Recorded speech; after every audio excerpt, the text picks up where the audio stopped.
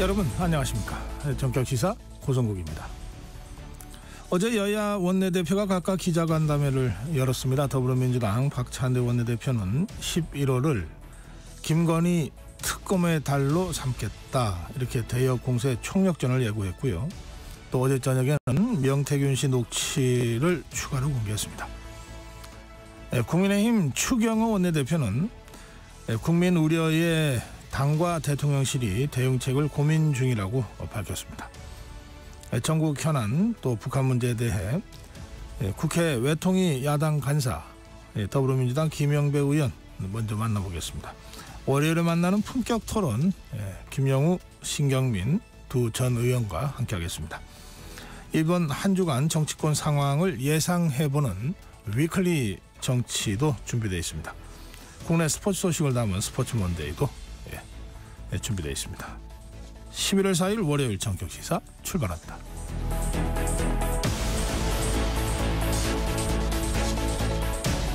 네, 전격시사는 유튜브 라이브로 생방송 지금 함께 하실 수 있습니다. 문자 참여해 주십시오. 짧은 문자 50원, 긴 문자 100원, 샵 9730입니다. 콩어플 무료입니다. KBS 라디오는 정치, 경제, 사회, 문화 각종 명품 컨텐츠를 준비해 놓고 있습니다. 구독과 좋아요 그리고 좋은 댓글로 여러분 KBS 라디오와 함께 해주십시오. 네, 뉴스 브리핑입니다. 세계일보 이현미 기자입니다. 이 기자 어서 오세요. 안녕하세요.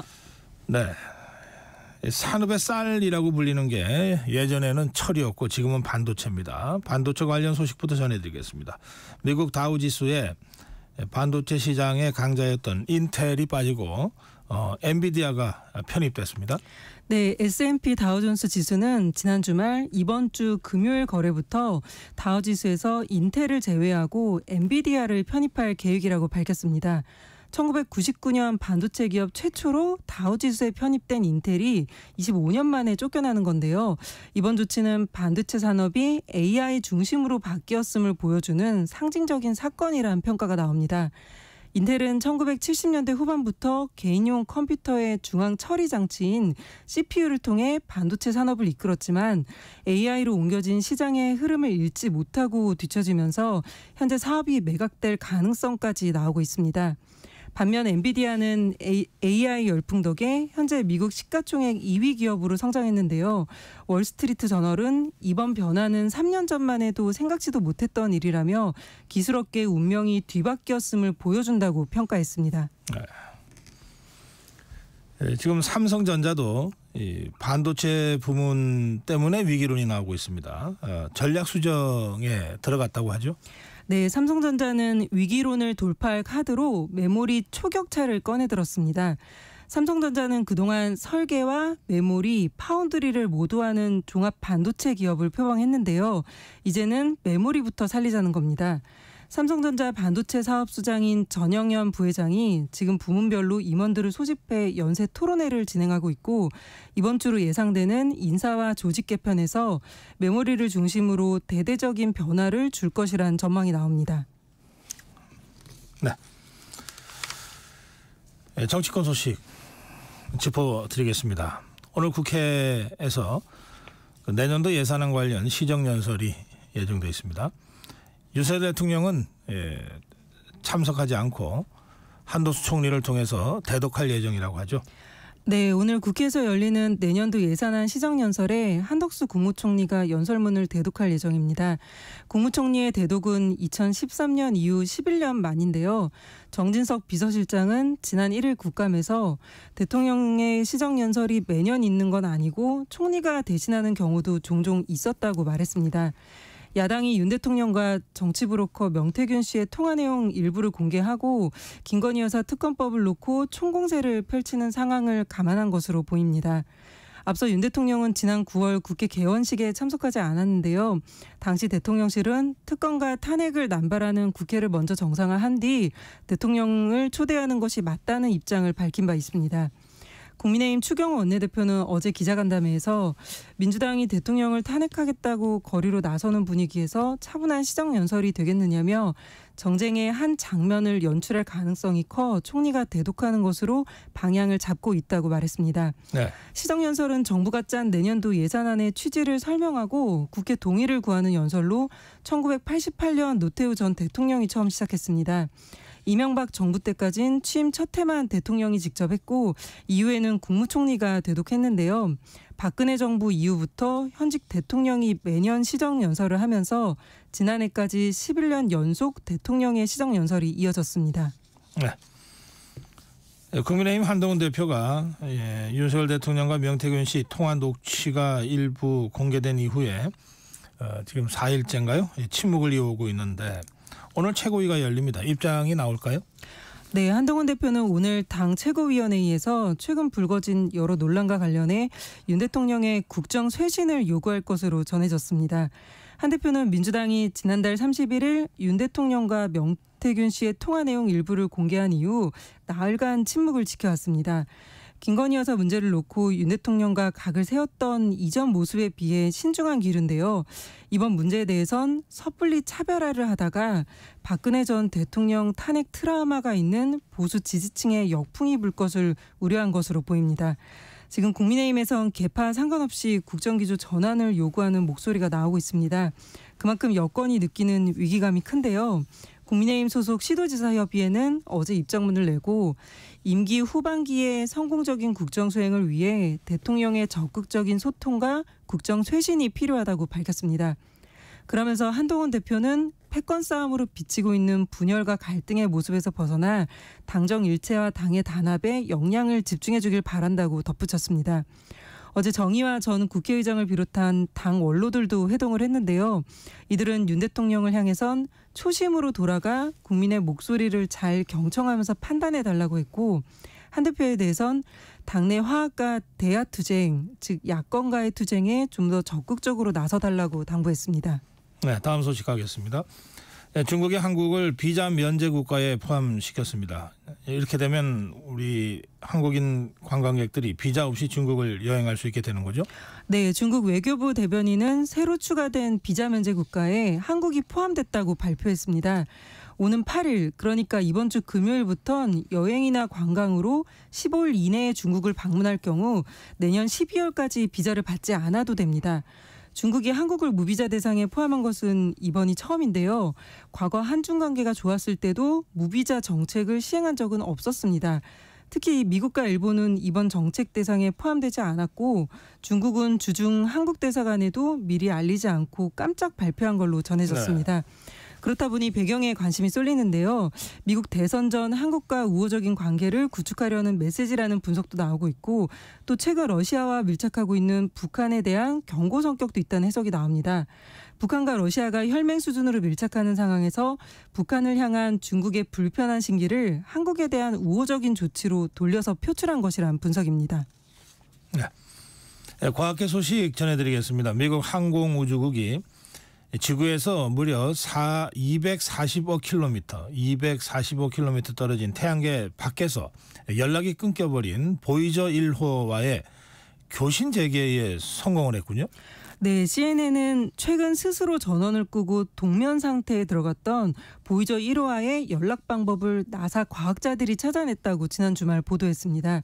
보이저 1호는 1977년 무려 47년에 발사된 우주 탐사선으로 47년 전에 네. 지난달 18일 나사와의 연락이 끊어졌습니다.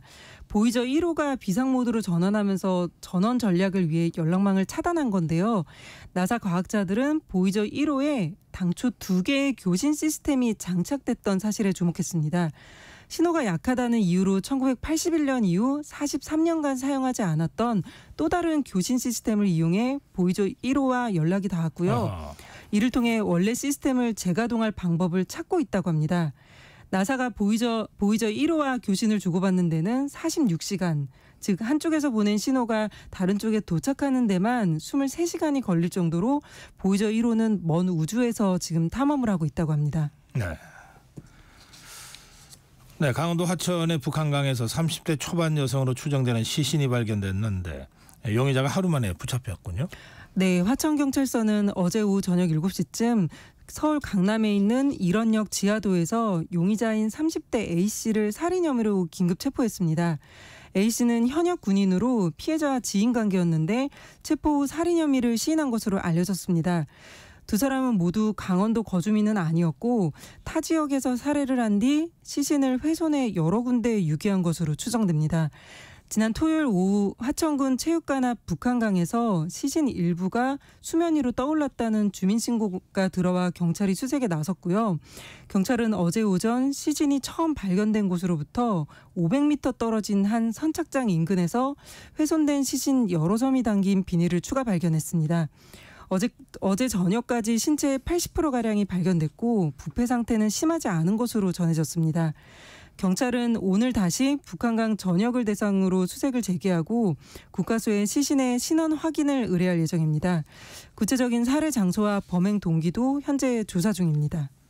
네, 오늘 여기까지 듣겠습니다. 뉴스브리핑 세계일보 이현미 기자였습니다. 감사합니다. 네, 전격 시사 듣고 계신 지금 시각 7시 31분입니다. 날씨 정보입니다. 그간 이어온 막바지 고온 현상이 오늘 낮부터는 사라지겠습니다. 오늘 중부와 호남 제주에 5mm 미만의 비가 뿌려지겠는데요. 비그친 뒤 찬 공기가 남하해 낮 기온이 크게 떨어지겠습니다. 예를 들어 어제 23.5도였던 서울지방 오늘 17도에 머물겠고요. 대전 19도, 전주 20도 등 16에서 23도 분포가 되겠습니다. 내일 아침 기온은 오늘보다 10도가량 더 떨어지면서 일부 지역은 한파특보가 내려질 가능성도 있습니다. 내일 아침 서울 5도, 대관령 3도에 머물겠고요. 낮 기온은 서울 14도로 예상됩니다. 내일과 모레 서리가 내리고 얼음이 오는 곳 있을 걸로 보여서요. 농작물 관리에 유의하셔야겠습니다. 오늘 전국 대부분 지방에 바람이 강하게 불겠습니다. 또 오늘 오후부터는 서해 먼바다, 동해 먼바다, 제주 해상 등 대부분 해상의 파도 또한 높아지겠습니다.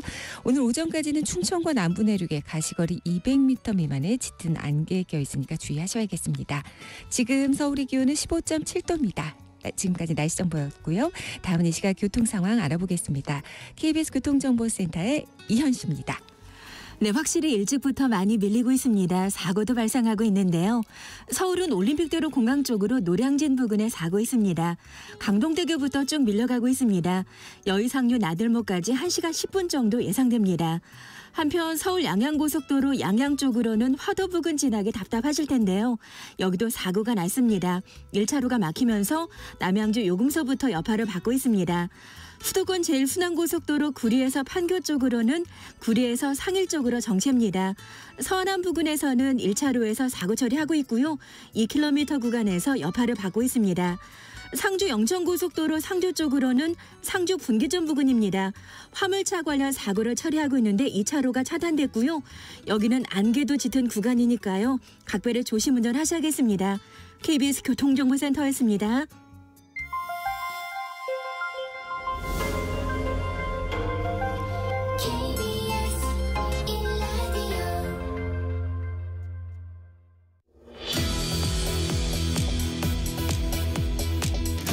네, 주요 정치 현안 짚어보겠습니다. 더불어민주당 김영배 의원 모시겠습니다. 의원님 어서 오십시오. 네, 안녕하세요. 김영배입니다. 네, 의원님 지금 국회 외교통일통상위원회 외통위 야당 쪽 간사 맡고 계시지 않습니까? 네, 그렇습니다. 네, 외교 현안부터 좀 여쭤보겠습니다.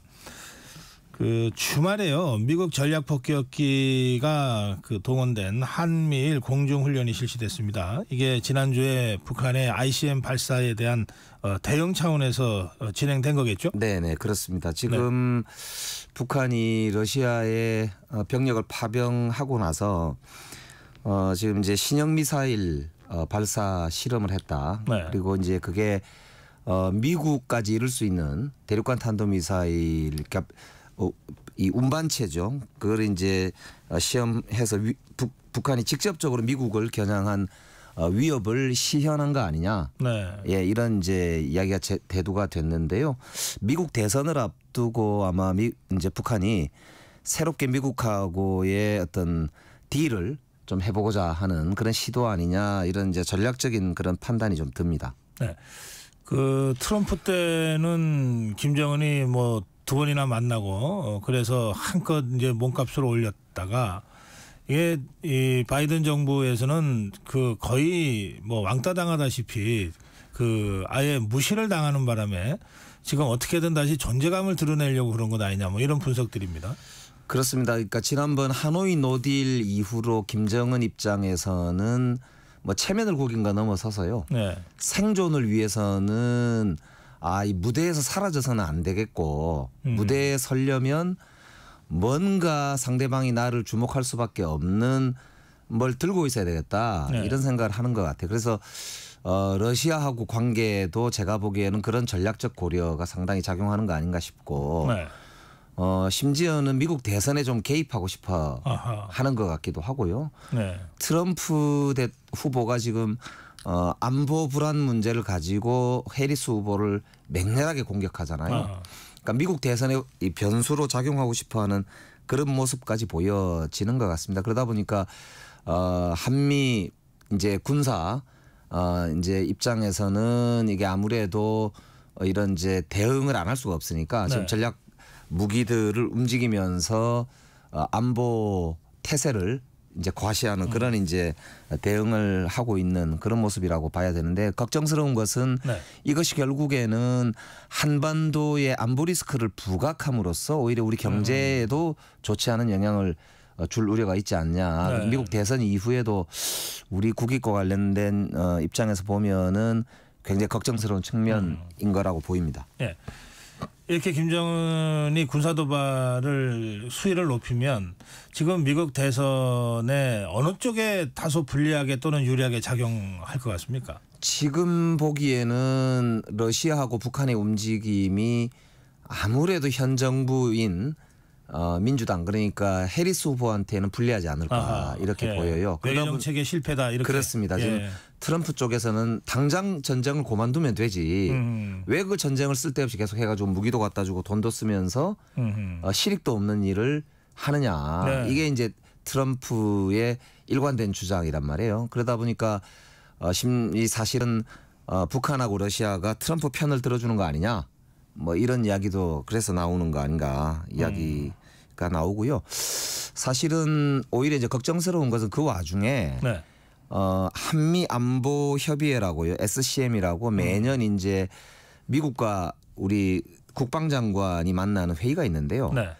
그 회의가 이제 56차 회의가 이제 끝나고 나서 성명이 나왔는데 10월 네. 30일 날 미국의 비핵화 약속이라는 문구가 빠졌습니다. 아하. 그러니까 그러다 보니까 오히려 보수 진영에서도 비판이 나왔어요. 미국이 오히려 이 한반도의 비핵화 목표를 포기하는 거 아니냐. 이렇게 그러니까 되면은 북한 핵을 사실상 그렇습니다. 인정하려고 이거 북한을 하는 거 아니냐. 핵보유국으로 인정해 주려고 하고 군축 협상으로 돌입하자 이런 식으로 사태가 전개된 거 아니냐라는 이제 네. 우려가 나오니까 뒤늦게 부랴부랴 10월 31일 날 2+2 그러니까 외교 국방장관이 한미 간에 만나는 어허. 그 회의 끝나고는 브리핑해 보니까 해구 이제 이 비핵화 약속을 다시 지키고 문구가. NPT 그러니까 핵 확산 금지 조약에 예. 대한 이 약속도 확고하게 지키겠다 이런 이야기가 나왔단 말입니다. 그러니까 이게 제가 보기에는 이제 이 우리 국방장관을 비롯해서 안보당국이 지금 정신이 좀 딴 데가 있어서 제대로 이 대한민국의 안보 국익을 지키고 있지 못하지 않냐 이런 비판을 자초하고 있다고 보이고요. 심지어는 우리 이재명 대표를 비롯해서 야권에서는 지금 국방당국이 안보에는 관심이 없고 안보 장사를 해가지고 정권의 위기를 넘기려고 하는 그런 전쟁 유발책동한다 뭐 이런 이제 비판을 할 정도로 네.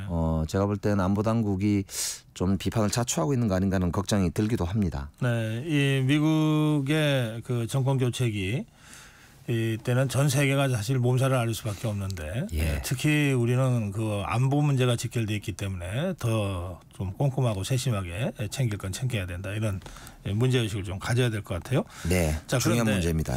이게 뭐 미국에서 발표되는 모든 조사가 다 혼전박빙을 지금 가리키고 있어서 정말 예단하기 어려운 선거 같습니다. 뭐 당장 내일 이제 선거가 실시되니까. 맞습니다. 자, 그런데 뭐 둘 중에 하나 아니겠습니까? 해리스가 되든지 트럼프가 되든지 그 경우에 우리 외교안보에 어떤 영향을 미치게 될 것 같습니까? 지금 누가 되든지 간에 뭐 한반도의 안보 리스크를 관리해야 하는 우리 입장에서 보면은 뭐 누가 되겠다 이런 예상을 하는 것보다는 네. 최악의 경우를 막겠다라고 하는 어허. 그런 이제 자세가 일단은 제일 중요하지 않을까 이런 생각이 들고요. 그런 면에서는 지금 윤석열 정부가 지나치게 보면은 안보 위협을 강조하면서 오히려 미국보다 먼저 우크라이나에 무기 지원할 수도 있다. 우크라이나 전쟁에 개입할 수도 있다. 이런 식의 이제 입장을 내보내는 게 저는 과연 미국 입장에서 이게 탐탁할까 이런 걱정이 들거든요. 그러니까 네. 선거를 치르는 입장에서 해리스 후보 입장에서 보면 한국의 그런 행보가 오히려 본인한테 선거에 불리하게 작용한다 이런 생각을 할 수도 있거든요. 아하. 그리고 트럼프 이제 후보 입장에서 보면 한국 정부가 자신하고는 오히려 반대되는 입장을 가지고 있구나. 한국 정부가 트럼프를 싫어하는구나. 이렇게 생각하게 할 수 있는 여러 행동들을 지금 하고 있거든요. 네. 그러니까 그래서 저는 과연 지금 윤석열 정부가 정말 국익을 위한 전략적인 그런 이제 안보 관리 능력을 가지고 있느냐. 이거를 오히려 미국 대선을 보면서 걱정을 할 정도 지금 상황 아닌가 싶고요. 저는 이제 진짜 걱정스러운 거는 네.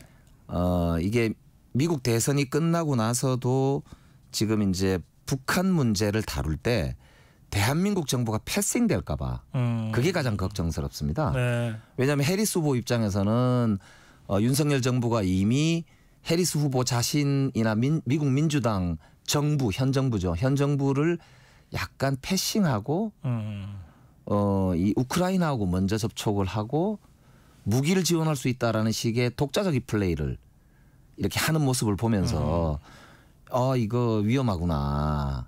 그럼 미국 입장에서는 우리가 좀 더 주도적으로 네. 한국을 빼더라도 한반도 문제는 우리가 좀 주도적으로 해야 되겠다 이런 생각을 하지 않겠습니까? 그러니까 해리스가 이기더라도 윤석열 정부의 행동은 우리 안보에 오히려 우리 정부가 패싱당할 수 있는 가능성을 오히려 키우는 그런 행동을 하고 있다 이렇게밖에 볼 수가 없고 트럼프 입장에서는 전쟁을 당장 끝내겠다 이런 입장을 가지고 있는데 그렇죠. 러시아에 무기를 지원할 수 있고 파병 심지어는 이을 이제 우크라이나에. 생각할 수 있는 네. 이런 이제 한국 정부의 어떤 움직임 행동을 보면서는 네. 트럼프 후보 입장에서는 야 이거 내가 당선되면 어떻게 하려고 저분들이 저러시나 이런 생각을 할 수밖에 없지 않습니까? 그러니까 그럼 이제 양쪽에 다 신뢰를 잃어버리는 결과를 가져오지 않을까라고 하는 게 진짜 걱정입니다. 네.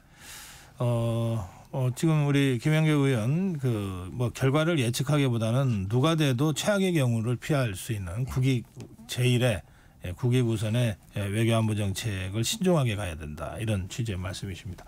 자, 이게 여야 외통위원들이 방미 추진 중이라고 한 소식이 있던데요. 네, 지금 우리 김건 외통위 간사님과 저하고 그런 논의를 계속 해왔습니다. 외교는 초당적이어야 하고요. 특히 지금처럼 전 세계가 자국 중심의 강대국 간의 이해관계 다툼이 심해지는 때에는 우리 같은 중견 국가는 철저히 국익 중심으로 초당적인 가능하다면 외교를 하는 게 중요하다고 봅니다. 그런 면에서는 지금 워낙 미국 대선의 향방이 초미의 관심사이기도 하고 해서 방미를 좀 여야가 같이 할 필요가 있다 이런 데 공감대가 있고요. 네.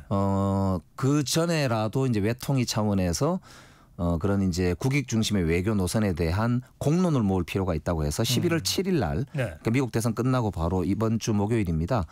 2시에 전문가들을 모시고 외통위 차원에서 정책 공청회를 열고 네. 미국 대선 결과와 대한민국 국익이라고 하는 주제를 가지고 토론회를 열거든요.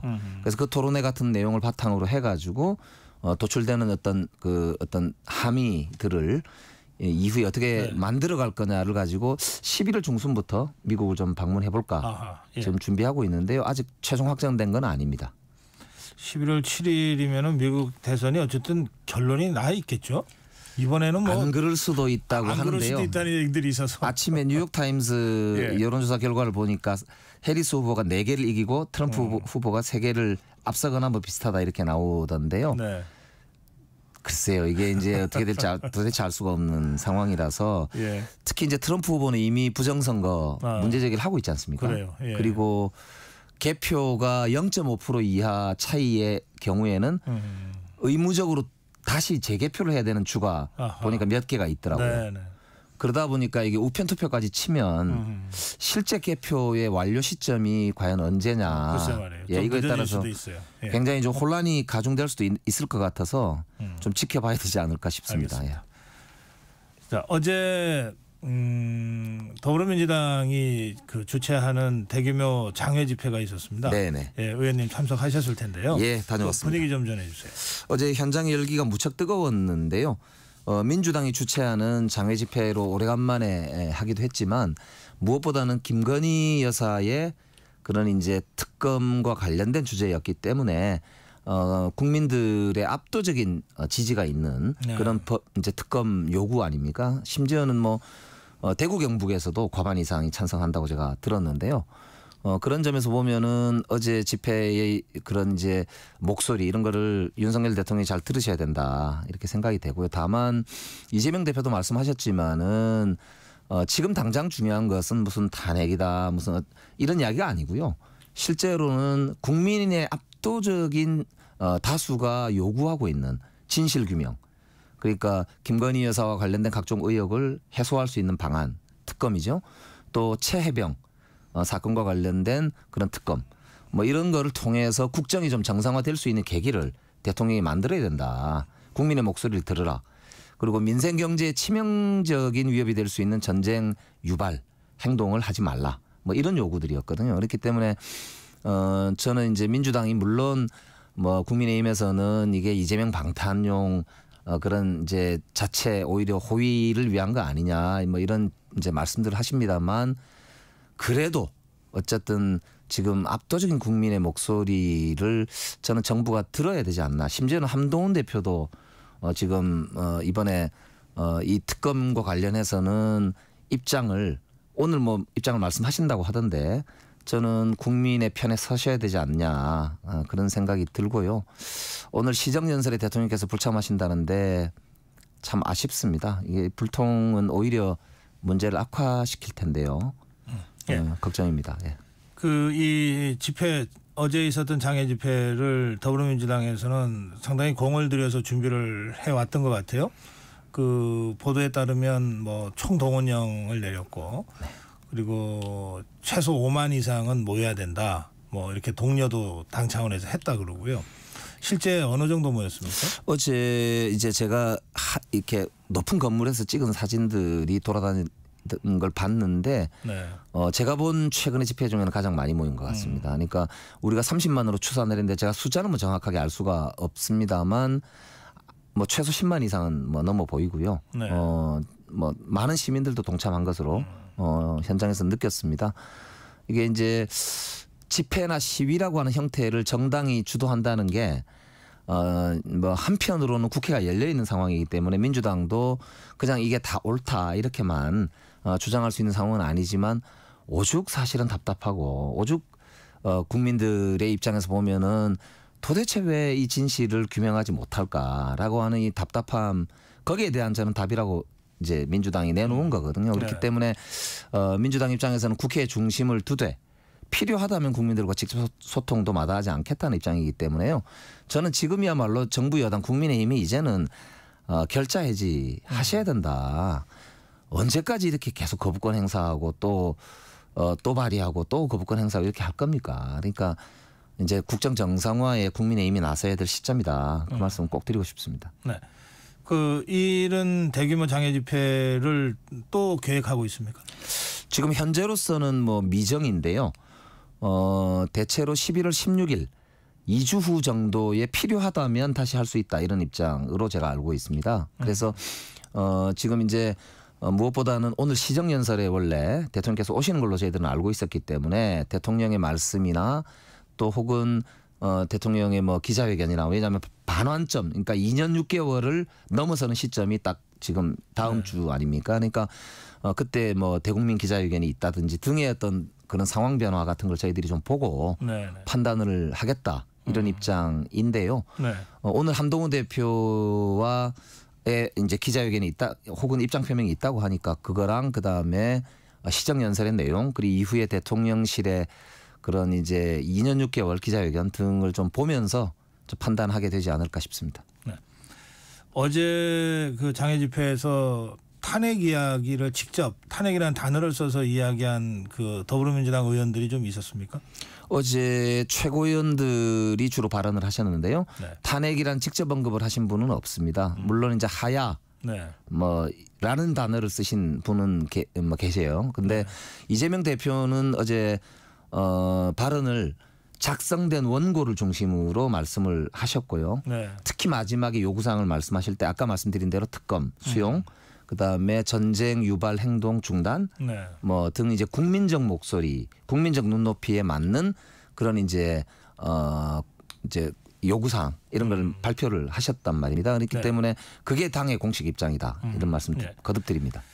예. 근데 지금 말씀하신 대로 탄핵이라는 단어만 쓰지 않을 뿐이지 뭐 하야라든지 또는 2년 임기 단축 개헌 이건 사실 그 2년 임기 단축이면은 올해 말 그만두라는 건데 내년 초에 그 2년 임기 단축 개헌을 이제 발의하자라고 하는 의원들이 몇 분 이제 네. 모임을 만드셔가지고 제안을 하셨잖아요. 예. 당 내에서도 의견이 분분합니다. 아 그래요. 예, 그래서 그게 모아진 당론이 전혀 아니고요. 논쟁 중이다. 그렇게 보시면 되고 다만 시민사회와 원로들께서 말씀하시는 임기 단축 개헌 같은 경우는 아마 윤석열 대통령 주변에서도 거론이 되는 것으로 제가 들었거든요. 그거는 뭐냐면 1년을 줄이고 4년 임기를 한 다음에 4년 중임제 개헌 등을 내용을 이제 포함해서 윤석열 대통령 재임 시에 우리나라 헌정 구조를 바꾸는 개헌을 해냄으로써 대통령의 성과도 어느 정도 가지고 가고 우리나라 헌정 질서를 새롭게 만들어내는 그런 이제 이 새로운 대통령의 그런 리더십을 보여줄 필요가 있다는 그런 이제 긍정적 내용을 포함하고 있는 합의를 추진하는 안 뭐 그렇게 알고 있습니다. 그러니까 그 내용하고 네. 금방 말씀 주신 대로 임기 2년 단축을 하라는 것은 사실상 하야하라는 소리, 조기 하야하라는 소리 아니냐. 네.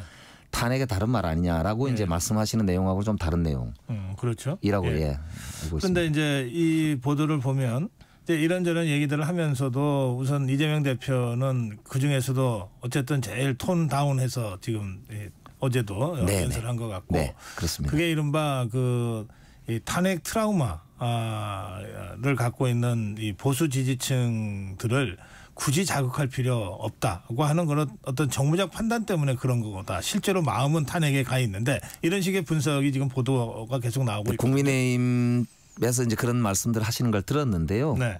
그렇게 보실 건 아니고요. 네. 사실 답답하긴 하잖아요. 지금 이제 국민들이 요구하는 내용을 전혀 불통으로 일관하고 있기 때문에 분통이 터지니까 이제 이러저런 말씀들을 하시는 거지만 어제 이재명 대표도 모두에 분명히 그렇게 얘기했거든요. 책임 있는 야당 대표로서 저는 책임 있게 발언하겠다 이렇게 이제 말씀을 하셨고 민주당도 그런 태도를 일관되게 유지하는 게 필요하다. 저도 그렇게 생각합니다. 네. 박찬대 원내대표는 11월을 김건희 특검의 달로 하겠다 이렇게 어제 기자간담회에서 네, 그렇습니다. 선언을 했는데 국민의힘에서는 11월을 이재명 사법 심판의 달로 하겠다. 지금 이렇게 맞짱 뜨고 있습니다. 네네. 그런데 어쨌든 1심 재판 2개가 지금 예정돼 있는 거 사실이잖아요. 네, 그렇습니다. 생각하세요? 11월 15일 날 선거법 재판이 이제 판결이 있고요. 11월 25일에 이제 위증교사 판결이 예정되어 있는데 저희들은 둘 다 사실은 무죄다 이렇게 생각을 합니다. 근데 실제 선고가 어떻게 될 거냐? 네. 그래서 그거는 저희들이 알 수가 없는 영역이라서 저희들이 점을 치는 것도 아니고 해서 잘 모르겠습니다. 근데 이게 이제 제가 보기에는 선거법은 특히나 이거는 민주당 전체가 이제 잘못하면은 이제 국고보조금도 반납해야 되는 상황이 올 수도 있고 당이 문을 닫아야 되지 않냐 심지어 이럴 정도의 위중한 그런 이제 결과를 초래할 수도 있는 내용이라서 내가 이제 그 사람을 모른다라고 하는 그 발언이 과연 네. 그 정도의 무게를 사안이냐 이런 문제가 있고요. 그다음에 위증교사도 보면은 그게 이제 직접적으로 무슨 어떻게 해달라는 이야기가 없거든요. 그렇기 때문에 그거를 위증을 교사했다고 볼 수 있냐. 알겠습니다. 예, 이런 이제 지금은 저희들은 그런 생각을 가지고 있고 많은 국민들도 거기에 뭐 동의를 하는 상황 아닌가 싶고요. 예, 뭐 사후 판단을 지켜볼 수밖에 없는데 그런데 그거 생중계 합시다라고 하는 주장을 정치권에서 지금 여기저기서 하고 있거든요. 어떻게 생각하세요? 그러니까 지금 이제 국민적 의혹을 이제 이후에라도 혹시라도 요만큼이라도 남기면 안 되지 않느냐 이제 그 말씀일 텐데요. 저는 이런 아주 중요한 재판들은 중계를 검토해 볼 수도 있다고 생각합니다. 특히 이제 그 전에도 보면은 뭐 박근혜 대통령 탄핵 시에도 이제 그런 이야기가 있었고 일부 또 생중계 했지 않습니까? 그래서 직접 판사들의 그런 판단을 국민들이 직접 들어보는 것도 저는 이후에 다른 논쟁을 없애기 위해서라도 저는 뭐 필요한 부분 아닌가 그런 생각을 하고 있습니다. 알겠습니다. 예, 오늘 아침 더불어민주당 김영배 의원과 말씀 나눴습니다. 여기서 줄이겠습니다. 고맙습니다. 네, 고맙습니다. 네, 더불어민주당 김영배 의원이었습니다.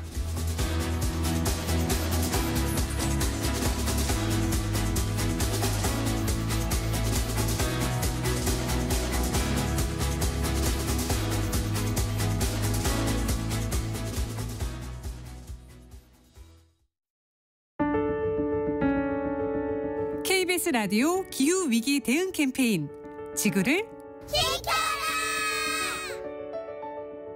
네, 안녕하세요. 에너지시민연대 홍혜란이라고 합니다. 전기 1kWh를 줄여도 요금 전략과 함께 온실가스도 줄여질 수가 있는데요. LED 등이나 이런 고효율 전등으로 바꾸는 방법, 그다음에 사용하지 않는 조명을 소등하는 방법 등이 있을 수 있겠고요. 특히 에너지 소비율 등급 1등급 제품을 사용하게 되면 온실가스 감축은 물론이거니와 한 월 2,000원에서 4,000원 정도의 전기 요금도 절약할 수 있습니다. 비데라든지 전기밥솥, 셋톱박스 등은 계속 사용하지 않는데도 대기 전력이 흐르게 돼서 에너지를 낭비할 수 있게 됩니다. 그래서 사용하지 않는 전자제품 플러그를 뽑는 게 가장 중요하고요.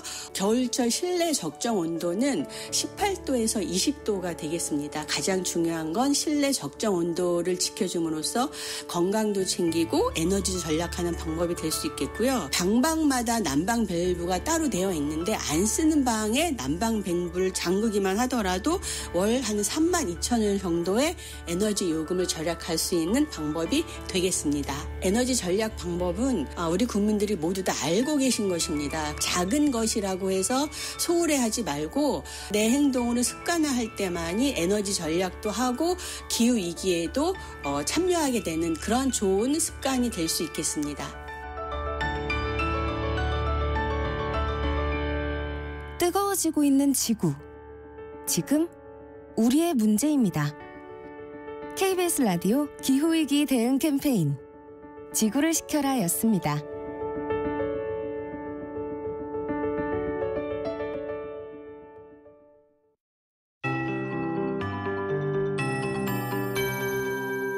KBS 58분 날씨.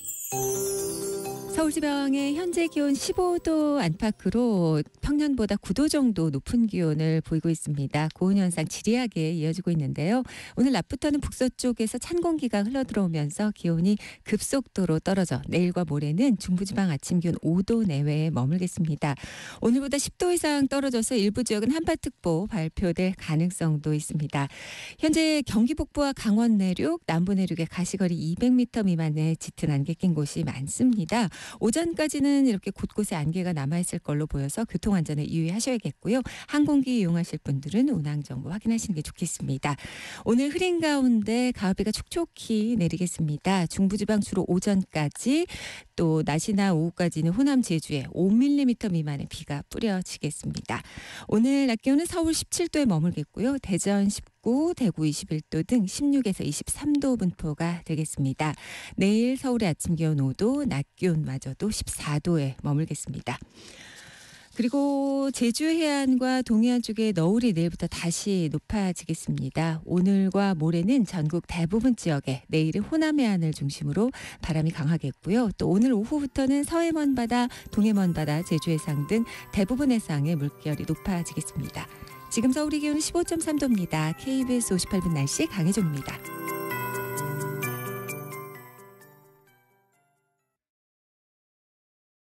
정성을 다하는 국민의 방송 KBS가 8시를 알려드립니다.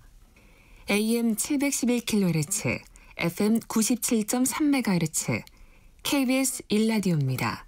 HLKA.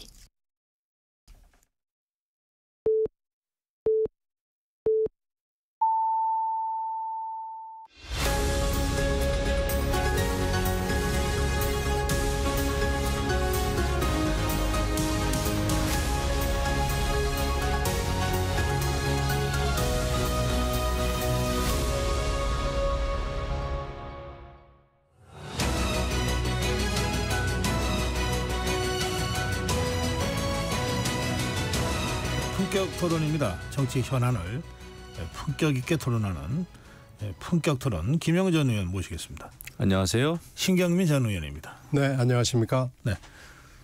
어제 더불어민주당 대규모 장외 집회가 있었습니다. 어제 그저께죠. 토요일 날 있었습니다. 뭐 경찰은 지금 그 집회 때마다 그 전에는 몇 명 모였다고 발표를 했는데 그것이 또 논란이 되니까 공식 발표는 안 합니다. 그런데 비공식 집계라고 해서 보도가 된 걸 보니까 17,000으로 집계를 했더라고요. 경찰은.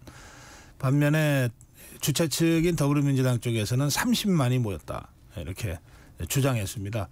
조금 전에 김영배 의원하고 잠깐 대담할 때는 한 10만은 될 것 같습니다. 이런 말씀을 하고 가셨습니다. 어떻게 보셨습니까, 두 분?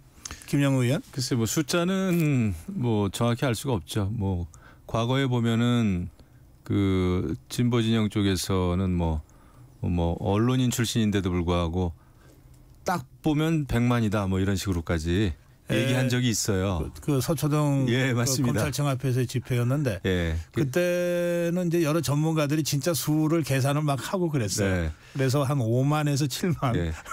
그래서 예전에도 보면은 이제 그 평방미터 이렇게 계산해 가지고 뭐 계산법이 있긴 있습니다. 계산법이 있습니다. 경찰들이 이제 그렇게 추산을 하는데 그거보다는 지금 장외 집회가 뭘 목표로 하느냐 이제 이런 게 중요하겠죠. 또 왜 열리고 있느냐. 근데 제가 이제 기본적으로 생각할 때는 이 국회 또 정당이 주최하는 집회는 정말 좀 신중해야 되는 게 맞아요.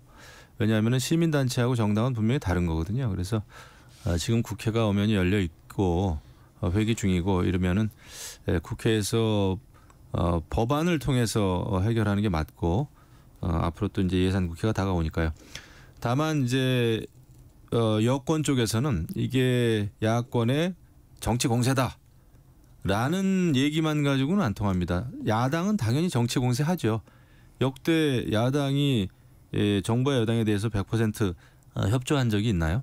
그러니까 야당의 그 정치 공세는 당연한 거다라고 생각을 하고 이 대목에서 심각한 것은 보수층이 등을 많이 돌렸다는 게 심각한 거죠. 대구 쪽에서도 18% 지지율이라면은 정말 이건 빨간 등입니다. 경고등입니다. 그래서 이 대목에서 변화와 쇄신을 위해서 해야 될 일을 빨리 하는 게 필요하겠다라는 생각을 합니다. 신경민 의원님. 그 숫자 가지고 이렇게 논쟁을 하는 건 사실 조금 오래간만의 일이에요. 이게 예전에 독재 정권 시절에는 엄청나게 많이 모이는데도 뭐 1,000명, 2,000명, 3,000명 이렇게 후려쳤거든요. 그래서 경찰한테 근거를 대라 하고 싸움도 있었고 그런데 이걸 이제 과학적 근거를 가지고 이걸 집계를 시작을 했어요. 근데 대개 보면은 여러 번 경험을 보면 경찰 추산에다가 3에서 5 정도 곱하면은 대충 맞습니다. 그래서 이제 경찰이 17,000 그러면 2만 정도 잡고 10만은 좀 안 되고요. 뭐 그런 정도 한 6, 7만 뭐 이 정도 생각하면 맞는 것 같은데 이게 이제 이재명 대표가 총동원령을 내렸는데 좀 숫자가 조금 나온 거거든요. 생각보다 좀 적게 나왔다고 보십니까? 생각보다 좀 적게 나온 것이 야당 입장에서는 좀 아쉽다는 표시를 30만이라고 한 것 같아요. 그런데 저는 숫자가 중요한 게 아니고요. 금방 얘기한 것 중에 제일 아픈 건 그 19% 나왔던 갤럽 조사에서 대구가 18%라는 게 아마 제일 아플 겁니다. 그래서 추경호 대표가 이제 대구 지역구잖아요. 추경호 대표도 약간 주말 인터뷰를 보면 톤이 좀 바뀌어요. 그건 아무리 대구를 지역구로 둔 의원이라고 하더라도 또 원내대표라고 하더라도 또 대통령과 매우 긴밀하게 소통을 해야 되는 그런 자리임에도 불구하고 지금까지 나왔던 것처럼 무슨 특감 얘기하면서 한동훈 대표하고 사사건건 부딪혔잖아요. 그런 톤은 좀 벗어난 것 같아요. 오늘 국힘당 안에서 여러 가지 얘기들이 또 흘러나오겠지만은 아마 그런 톤에서는 벗어나 있다라는 것이고요. 그거에 네. 가장 아픈 게 이 18%라는 게 그렇고요. 10월 30일 윤 대통령의 직접 녹음이 나온 이전과 이후는 같을 수가 없습니다. 일단 이게 상황이 엄청나게 바뀌었고 또 굉장히 스피드가 올라갔다는 것을 숙지하지 않을 수가 없습니다. 네. 지금 두 분이 이제 두 분 다 모두 발언해서 대구의 18%그 갤럽 조사에 나오는 수치입니다. 그걸 이제 의미를 말씀하셔서 제가 이번 주말은 대구하고 부산을 좀 다녀왔는데요. 그래서 대구 분들하고도 이제 이런 말씀들 좀 많이 했는데 이제 두 가지 말씀하시더라고요. 하나는 이게 갤럽이 전국민 대상 조사 아닙니까? 그 중에서 이제 특정 지역은 실제로 따지고 보면 과연 그게 지역 민심을 그 대표할 수 있는 숫자냐라고 하는 데 대한 말씀들을 하시고, 그다음에 이제 대구 지역은 대구 지역 또는 대구 경북 지역만을 대상으로 한 자체 조사들을 언론사에서들 하는데, 이를테면 뭐 매일신문이나 그 아주 그 전통 있는 언론 하는데 거기서 나오는 조사하고 너무 차이가 많이 나서 조금 자기들도 믿기가 어렵다 이런 말씀들을 하세요. 그래서 뭐 저는 뭐 여론조사는 원래 그럴 수밖에 없잖아요. 전국 조사를 할 때 특정 지역이 갖는 그 숫자가 워낙 그 의미를 부여하기에는 좀 그렇기 때문에 그냥 그렇게 듣고 지나갔는데 두 분이 대구를 의미를 강조하시니까 제가 그런 대구의 민심이 있다라는 말씀 제가 전하고 싶습니다. 혹시 첨언하실 부분이 있으시죠? 그러니까 여론조사라고 하는 게 100% 다 신뢰할 수는 없는 거죠, 물론. 그리고 샘플 수가 크진 않습니다. 전국 조사할 때도 특히 이제 지역으로 가면.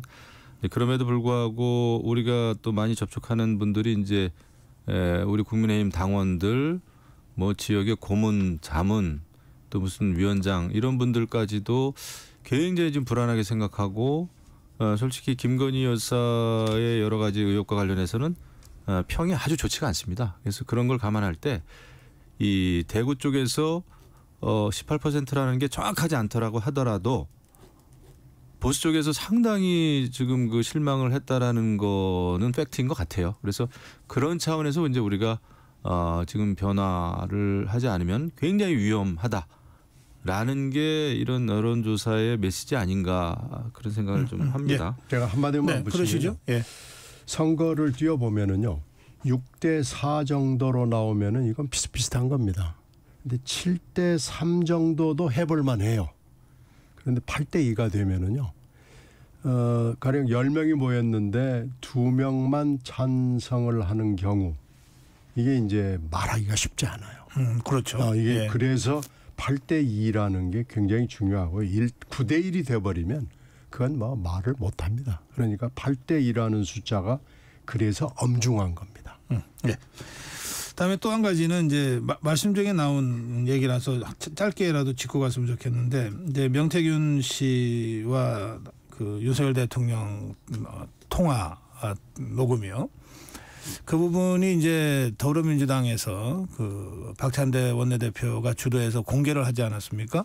그러니까 그래서 이제 다 국민들이 듣게 됐는데 그걸 듣고 소리규명연구소라고 하는 그 소리 관련 연구소에서 이거 좀 이상하다 그래서 바로 연구팀 교수 5명으로 구성된 연구팀이 그냥 자체적으로 한번 들어봤다는 거예요. 들어보니까 적어도 3군데 편집된 그 정황이 있다. 그리고 편집을 편집된 것을 좀 감추기 위한 의도로 보이는데 좀 뭐 다시 추가로 뭐 바람소리 같은 거를 삽입한 흔적이 있다는 입장을 발표를 했어요. 그리고 그 입장문에는 이례적으로 그 소리규명연구소 소장의 이름과 전화번호를 아예 적시를 했더라고요. 그만큼 우리는 객관적이고 당당하게 조사한 거다. 이제 이런 취지였던 것으로 보는데 그게 다 보도가 됐거든요. 그러면 지금 이제 윤석열 대통령과 명태균 씨의 녹음이 공개된 이전과 이후가 양상이 다르다. 이제 그런 취지로 말씀을 하셨기 때문에 만약에 그 녹음이 편집 조작돼서 그 소리규명연구소의 주장대로 증거 능력이 상실된 오염된 자료라고 한다면 그걸 가지고 전우를 가르는 것이 과연 적절하냐에 대한 문제 제기들이 쭉 있었거든요. 그 부분에 대해서는 또 워낙 우리 신경민 의원 또 전문가시기도 하니까 좀 의견 잠깐 듣고 싶습니다. 그래서 소리문제연구소가 가끔 그런 것들을 내놔요. 네, 소리규명연구소입니다. 네. 예. 그런데 하여튼 뭐 그런 정도의 지금 메시지 내용이 너무 압도적이라서 이 확실히 증거가 조작이 됐다는 그런 규명이 되지 않으면은 별로 소구력이 저는 없다고 보고요. 만약에 이 내용 자체를 뭔가 손을 댔다 그러면은 뭐 엉뚱한 걸 2개를 갖다가 붙여가지고 했다 그러면은 이건 이제 어떻게 보면 역작용이 부작용 반작용이 있을 수밖에 없지만은요. 예. 그런 게 아니라 그러면 이게 말하자면 원천적으로 명태균 씨가 손을 댔을 수도 있거든요. 여러 개의 그 긴 거 중에서 아예 뭐 엑기스만 뽑아가지고 탁 해서 과시하기 위해서 이렇게 보여주기로 했다라는 게 있을 수 있거든요. 그렇다고 그러면은 뭐 아무 문제가 안 될 거고요. 하여튼 그러나 저러나 하여튼 문제는 한번 소상하게 알아는 봐야 되겠죠. 이 10월 31일 녹음은 정말 이건 엄청난 녹음이기 때문에 네. 이것이 이제 앞으로 어떤 영향을 줄 것이냐는 현재 가늠이 되지 않거든요. 그러니까 이런 점에서 봤을 때는 깨끗하게 하고 넘어가는 건 좀 필요하다고 봅니다. 네. 근데 이제 그 국회 운영위원회에서의 그 정진석 비서실장의 발언을 보면은 이런 발언을 대통령께서 뭐 안 했다라는 얘기를 한 게 아니라 뭐 당선인 시절에 한 거고 법적인 문제는 없을 거라고 본다라는 취지였기 때문에 저는 이거의 어떤 그 증거 능력 글쎄요 그거에 대해서는 지금 당장은 크게 어떤 문제가 되고 있다고 보진 않아요. 그래서 그거는 이제 정확하게 알려면은 정말 수사를 해야 되고 무슨 포렌식을 다 해야 되고 또 그 당사자들의 어떤 뭐라 그럴까요? 당사자들에 대한 조사, 검찰 수사 이런 게 이루어져야 되는데 그거는 저는 불가능하다고 봅니다. 그래서 자칫 과거에 있었던 뭐 바이든 날리면식으로 이거는 확실히 알 수는 없을 겁니다. 이런 식으로 됐을 때. 하지만 지금 중요한 거는 이런 것이 몰고 온 지금의 정황, 정치적인 그 상황 이런 거라고 봅니다. 그래서 여기에서 이제 할 수 있는 일을 하는 게 지금 뭐 취해야 될 그런 상황이 아닌가. 이거의 어떤 증거 능력 여부를 가지고 지금 하기는 쉽진 않죠. 물론 여당 쪽에서는 아쉬움이 있겠지만은 뭐 제가 볼 땐 그렇습니다. 지금 당장 이제 오늘부터 뭐 나중에 또 한동훈 대표가 어떤 얘기를 할지 모르겠으나 지금 대통령실의 한마디 한마디는 앞으로 굉장히 중요할 것 같아요. 글쎄요, 본질에 뭐 그렇게 크게 다툴 만한 그럴 정도까지 번질 것 같지는 않은데 정진석 운영위원장의 그 11월 1일 운영위 국감의 태도를 보면은 이건 좀 문제가 있어요. 근데 이제 문제의 그 내용을 가지고 본질을 따지지는 않았거든요. 그래서 그 문제는 그렇게 심각한 문제로 번질 것 같지는 않습니다. 알겠습니다. 예. 지금 박찬대 원내대표가 공개할 때 여러 개 더 있다 그랬어요. 그리고 검증하고 있다 그랬고 확실하게 그 더불어민주당에서 확인을 하고 지금 공개하는 거다 그러면서 했고요. 그래서 어제 이제 추가 공개를 일부 했습니다. 그리고 앞으로도 계속 하겠다는 것인데 사실 이제 이렇게 되면 아무래도 그 대응을 해야 되는 건 정부 여당인데 정부 여당 입장에서는 참 깝깝할 것 같아요. 뭐 그래서 아니 뭐 좋다 뭐 뭘 갖고 있는지 모르지만 다 공개해라. 그럼 우리도 전체 전모를 알아야 뭐 뭐 사과를 하든 뭐 아니라고 주장을 하든 할 것 아니냐.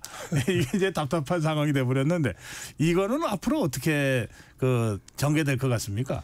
이 싸움은요. 예. 전체를 다 공개하라고 하는 것은 싸움의 기본을 모르는 거고요.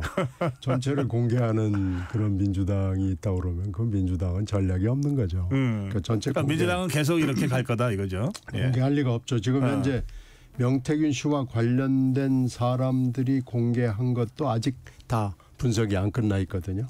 지금 현재 그 강혜경 씨가 제공한 것만 해도 뭐 2만 개가 넘는다는 거 아니에요. 그리고 명태균 씨가 파묻었다 아니면 소각했다 이렇게 얘기하는 것도 지금 본인 입으로는 2,000개 의미 있는 것만 200개라고 그러기 때문에 그리고 또 이 중에 어느 것이 민주당에 넘어왔는지 아무도 지금 모르는 상황이에요.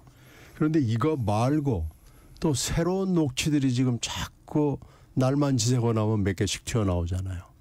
이렇게 저렇게 따지면 녹음이나 녹취나 뭐 문자 이런 게 몇 개가 있는지 현재로서는 가늠하기가 어려운 상황이기 때문에 당분간 이런 암전, 혼전 뭐 이런 건 계속될 수밖에 없고요.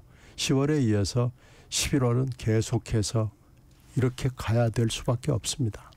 네. 지금 명태균 씨 스스로도 지금 본인이 가지고 있는 것도 뭐 무슨 녹취록이 있는지도 잘 모르는 것 같고요. 최근에 윤석열 대통령과의 그 녹취 그거는 명태균 씨가 공개한 것도 아닌 걸로 알고 있습니다. 지금 속설에는 뭐 명태균 씨 차를 운전했던 뭐 운전기사가 이걸 또 간접적으로 녹음한 거다. 뭐 이런 얘기도 있고 그래가지고 그래서 이제 음질도 안 좋다 이런 얘기까지 돌던데 지금 명태균 씨 자체도 지금 멘붕인 것 같아요. 지금 이제 뭐 잠수 탔다고 그러는데 처음에는 본인이 몇 가지를 녹취를 공개하면서 이 상황을 좀 자신에게 유리한 그런 상황으로 몰고 가려고 이렇게 하다가 지금은 이게 컨트롤이 안 되는 것 같습니다. 그래서 거의 멘붕 온 것 같은데 이런 상황에서는 대통령실에서는 이거를 명태균 씨가 다 뭐 녹취를 다 공개하거나 민주당이 다 공개할 리는 없고 그렇다면은 솔직히 김건희 여사나 대통령께서 어떤 일이 있었는지를 아주 그 내부 그 소통을 좀 해야 됩니다. 이 대책을 세우는 사람들한테는 그래야 대책이 이게 마련이 되지. 이게 뭐 아니다라고 하다가 다른 게 또 공개되고 폭로되고 이러다 보니까 대통령실도 앞에서 했던 말하고 자꾸 이제 어긋나지 않습니까? 그래서 아직까지도 내부 소통이 제가 볼 때는 부족해요. 예, 알겠습니다. 아까 우리 두 분 토론하시면서 윤석열 대통령 지지율 19%가 나오고 또 대구 지역 18%가 나왔던 갤럽 조사를 여러 번 말씀하셨기 때문에 저희가 그 갤럽 조사의 그 근거를 잠깐 알려드려야 될 것 같습니다. 한국갤럽이 10월 29일 31일 3일간 전국 만 18세 이상 1,005명을 대상으로 무선전화 가상번호의 전화조사원 인터뷰 방식으로 진행을 한 내용입니다. 자세한 내용은 중앙선거여론조사심의위원회 여심이 한국갤럽 홈페이지를 참조하시면 여러분들이 확인하실 수 있습니다. 자, 지금 녹취록 얘기를 이제 계속 하던 중이라 제가 마지막으로 이 질문 드리고 다른 주제로 넘어가겠습니다.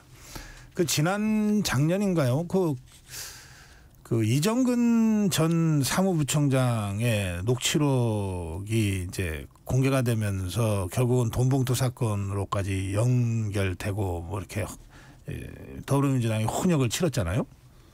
그리고 지금은 이제 명태균 씨 녹취록 또는 뭐 누가 녹음했는지 아직 확실치 않은 무슨 녹취록 이런 것들 때문에 지금 전국이 혼란스럽고 그런데 두 분 다 정치하시잖아요. 이게 녹취록은 지금은 뭐 예전 같으면 무슨 비밀스럽게 뭐 녹음기를 갖고 다녀야 되고 하지만 지금은 거의 자동 그 녹음이 아주 쉽게 될 정도의 우리 휴대전화 시대를 살고 있잖아요. 스마트폰. 그러면 또 정치인들끼리도 이게 전화 녹취를 갖고 공방을 벌였던 적도 있습니다. 예컨대 이준석 의원하고 원희룡 전 대표 사이에 뭐 공방도 있고. 자, 이거 정치가 계속 이 녹취록에 이렇게 끌려다녀야 됩니까? 이건 정말 여야를 넘어서. 예? 조심을 안 할 수는 없게 생겼어요. 그러니까 조심해야 되는 걸로 그러니까 조심해야만 되는. 아니 물론 조심해야지. 그러니까 이게 이제 과거의 정치하고 너무 달라졌죠. 그래서 근데 기본적으로는 이제 이렇게 되면은 서로 전화로는 솔직한 대화를 못 하게 되고 그럼 만나서 얘기하면은 믿을 수 있어요? 만나서 해도 마찬가지예요. 네, 만나서도 뭐 요새는 넥타이 핀에도 있고 볼펜에도 있고 뭐 시계에도 있고 다 만나면 오히려 더 위험하지 않아요? 무슨 요즘 뭐 카메라가 보통 기술들입니까? 아니, 지난번에 그 최 목사 건은 그 시계잖아요. 시계 몰카. 최재형. 요새 몰카가 뭐 굉장히 발달돼가지고. 최재형 목사. 참 요새 뭐 SK 뭐 삼성 이런 임원들도 혹시라도 누군가 녹취를 할까봐 차 안에서도 뭐 블랙박스도 다 없앴다는 거 아닙니까? 블랙박스를 제거하고 다니답니다. 대기업 임원들은. 세상이 참 큰일 났습니다. 아니 그런 줄 알고 살아야죠. 이걸 이제 법적으로 규제하겠다고 그러는 시도가 물론 국회에서 있었죠. 그런데 그러다가 그냥 난타를 맞고 이건 불발로 다 끝났습니다. 이건 그러자면은 그러면 뒤에서 뭐 은근히 나쁜 짓 하겠다는 거냐? 뭐 이런 얘기로 한마디 하면은 그 법적 규제를 시도했던 의원들이 그냥 박살이 납니다. 그냥 그런 줄 알고 살아야 돼요. 그냥 그런 줄 알고 각자 조심해 하고 지내는 수밖에 없다. 알겠습니다. 자, 이게 11월을 김건희 여사 심판의 달로 뭐 하겠다는 이제 더불어민주당 쪽의 입장과 11월을 이재명 대표 심판의 달로 만들겠다. 또 만들겠다라기보다 그럴 거다. 뭐 국민의힘이 만들 능력은 없죠. 어쩌나 재판이 예정돼 있으니까. 그런데 그래서 11월 초는 여권이 좀 고생하는, 그리고 11월 중순 이후에는 야권이 고생할 거다. 뭐 이런 전망과 분석들도 나옵니다만. 김영우 의원. 맞습니다. 지금 이제 11월이 정말 전국에 그 어떤 회오리가 불어닥칠 것 같은데 지금 민주당은 이제 뭐 이재명 대표도 그렇고 밖으로는 말은 조심해야 되고 뭐 탄핵 얘기를 하면 안 된다 이런 분위기도 있긴 하지만 기본적인 전략은 윤석열 대통령을 끌어내리는 거예요. 본인이 직접 얘기했었지 않습니까? 끌어내려야 된다라고. 그리고 그저께 집회에서도 뭐 김병주 최고위원 같은 경우에는 윤석열 정권 빨리 이거 침몰시켜야 된다 이런 얘기를 다 직접 했고, 그다음에 당 내에서도 대통령 임기 단축 또 하야하고 뭐 이런 개헌 이런 얘기를 해가면서 결국 윤석열 대통령 5년 임기가 안 된다라는 전략입니다. 기본 전략. 그래서 정권 초기부터 김건희 특검을 통해서 결국은 대통령 탄핵으로 가는 게 저는 흔들림 없고 변화하지 않는 민주당의 전략이라고 봅니다.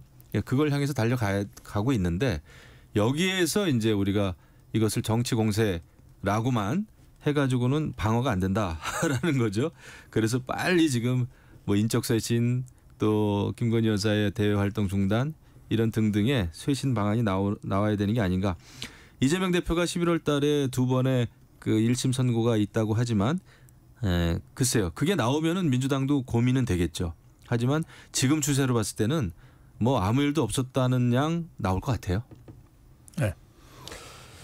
11월 달이 역시 뭐 격동의 달이 될 것은 뭐 분명한데요. 지금 이제 뭐 질문은 몇 가지로 집약이 되는 것 같아요. 가령 윤 대통령이 시급 수습 방안에 대한 정답을 낼 수 있냐. 그리고 그것도 타이밍을 놓치지 않고 빨리 낼 수 있냐. 그런데 둘 다 별로 그렇게 낙관적으로 보이지는 않습니다. 그리고 윤 대통령이 이런 방안을 내려면은 김 여사가 뭔가 특단의 동의를 해줘야 되거든요. 그러니까 김 여사가 여기에 전적으로 동의를 하고 실행할 용의가 있느냐. 뭐 이걸로 지금 질문이 모아지는 것 같아요. 근데 지금 나오는 얘기는 별로 그렇게 썩 적극적인 것 같지 않습니다. 뭐 에이펙 순방 이후로 하지 않으니 뭐 이걸 뭐 기자회견을 해야 되냐느니 타운홀 미팅을 해야 되느니 형식 가지고 지금 뭐 고민을 한다느니 지금 11월 초 첫날 있었던 정진석 대표의 운영위 국감 태도를 보면은 그게 읽혀져요. 그래서 이게 윤 대통령과 김 여사 측의 대응 방안이 별로 썩 그렇게 나이스해 보이지 않는다라는 게 하나 있고, 한동훈 대표의 고민이 그러니까 더 깊어지는 거죠. 오늘 뭔가 얘기를 안 할 수 없는 날이 됐지만 그러나 뭐 별로 또 할 만한 얘기가 별로 신통치는 않아요. 그러니까 이제 여권의 고민이고 야권의 고민은 그러면 선고는 다 잡혀 있잖아요. 근데 지금 김 여사 특검법은 또 특검법대로 11월 내내 진행이 될 거고요. 근데 문제는 민주당이 대안이 되느냐. 특히 이재명 대표가 그러면 국민들 마음속에서 그래 좋은 대안이야. 이재명은 할 수 있어. 이렇게 가느냐. 이게 또 이제 답에 대해서 예스라고 얘기하기가 좀 힘들거든요. 그러니까 만약에 중형이 선고가 돼가지고 원내도 조용히 지나가고 해서 그러면은 11월 이재명 위기설을 잠재울 수 있다라는 자신감을 보일 수는 있어요. 그건 가능할 수 있어요. 그럼에도 불구하고 그렇다고 그래서 국민들이 그러면 민주당과 이재명 대표가 그래 당신들이 대안이 될 수 있어 라고 얘기할 수 있느냐. 이런 질문들이 네. 아무 답이 없습니다. 윤 대통령과 김 여사 측도 지금 답이 없고 이재명 대표와 민주당도 답이 없습니다. 지금 국민들의 생각은 다 자격과 자질과 성적면에서 문제가 있다고 보이는데 이거 뭐 그럼 어떻게 가야 되냐 하는 걸 가지고 우왕좌왕할 수밖에 없는 이런 혼란스러운 상황이 예상이 됩니다. 이런 상황에서 지금 나온 사건 중에 하나가 서울중앙지검장 탄핵 추진입니다. 지금 사실 검찰은 대검이 제일 상위 기관이긴 하지만 수사 인력은 한 70%가 서울중앙지검에 지금 그렇죠. 배속돼 있지 중앙지검 않습니까? 빠지면 검찰이 사실은 그리고 주요 사건은 다 서울중앙지검에서 하는 건데 아마 김건희 여사 불기소 결정을 했다는 것을 이유로 이제 서울중앙지검장을 탄핵하겠다고 지금 추진하고 탄핵 추진이 지금 당론인 것 같아요. 네. 그러면 일단 국회 표결은 뭐 쉽게 가능한 거 아닙니까? 그러면 국회 표결 순간 이창수 서울중앙지검장은 직무정지가 되잖아요. 그러면 이제 뭐 대행이 쓰겠지만은 그 서울중앙지검의 뭐 1, 2, 3, 4 차장 중에 뭐 1차장이 대행을 한다 그러더라고요. 그러나 그 수많은 사건 더구나 같은 차장급이 될 텐데 수사주의도 거의 불가능해질 거고 그러면은 이재명 대표가 지금 재판받고 있는 것과 관련된 공소유지도 어려워질 거고 하는 여러 가지 문제들이 그래서 사실상 검찰 기능의 한 절반 이상은 사실상 마비 상태로 간다. 뭐 이런 얘기들이 나오고 있습니다. 이거 어떻게 보십니까? 그렇습니다. 제가 볼 때는 민주당이 지금 그 자충수라고 생각을 합니다. 그게 자충수입니까? 예. 왜냐하면은 과거 문정부 때도 사실 뭐 그 조국 법무부 장관 때 또 추미애 장관 때도 그렇고 윤석열 검찰총장하고 계속 검찰 개혁을 주장하면서 무리수를 두둔 바람에 정권이 교체가 됐어요. 그래서 지금 민주당도 우리 신경민 의원님께서 정말 좋은 말씀을 해주셨는데 이재명 대표도 수권 정당의 당대표로서 잠재적인 야권의 대통령 후보로서는 조금 더 어떤 우리나라가 처한 사안에 대해서도 그렇고 지금 너무나 중요한 그 위기 아닙니까? 경제건 국제질서건 안보건 그런 거에 대한 답을 내놓고 이야기를 해야 될 때 정권 심판본부 만들고 서울중앙지검장 탄핵하자고 하는 거는 그 본인이 살자고 하는 것처럼 굉장히 조급해 보입니다. 그래서 좋은 수는 아니다 생각합니다. 알겠습니다. 이 30초 남았습니다. 이창수 중앙지검장은 사실 어떻게 보면 탄핵받을 짓을 너무 많이 했어요. 그래서 아마 이건 저는 뭐 검사 탄핵에 대해서 찬성하는 입장은 아니지만 이창수 그 개인에 대해서는 한번 탄핵을 거론할 만한 정도 충분한 일을 했기 때문에 이건 한번 해볼 만하다고 생각합니다. 그래서 추진해야 된다. 네. 아까 이 김영우 의원 역풍을 말씀하셨지만 역풍 받아도 해야 된다. 네, 이건 이창수 지검장은 그럴 만한 여러 가지 결정들을 했어요. 알겠습니다. 오늘 여기까지 듣겠습니다. 품격 토론 김영우 전 의원 그리고 신경민 전 의원과 함께했습니다. 고맙습니다. 네, 고맙습니다.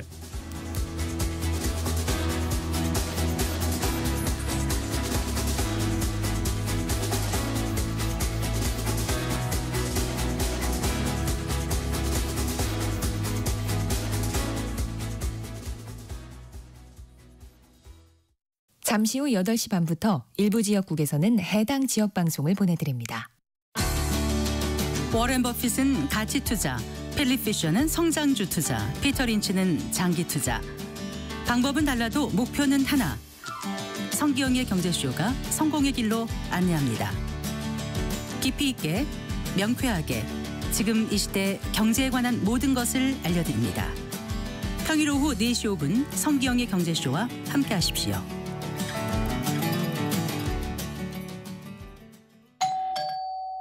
편지 왔습니다. 퇴근길 지친 당신에게 힘이 되는 뉴스를 전해드립니다. 매일 저녁 5시 5분 당신과 함께 읽는 세상 이야기 KBS 1라디오 뉴스레터 K. 지금 시각은 8시 30분입니다. KBS.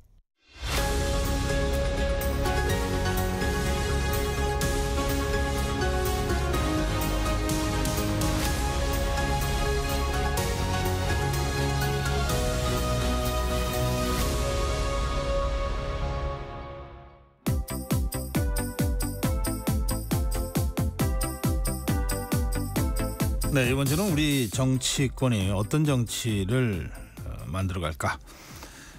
이번 한 주 주요 정치 상황을 예상해보는 시간입니다. 위클리 정치 원영섭 변호사 모시겠습니다. 원 변호사 어서 오세요. 예, 반갑습니다. 원영섭입니다.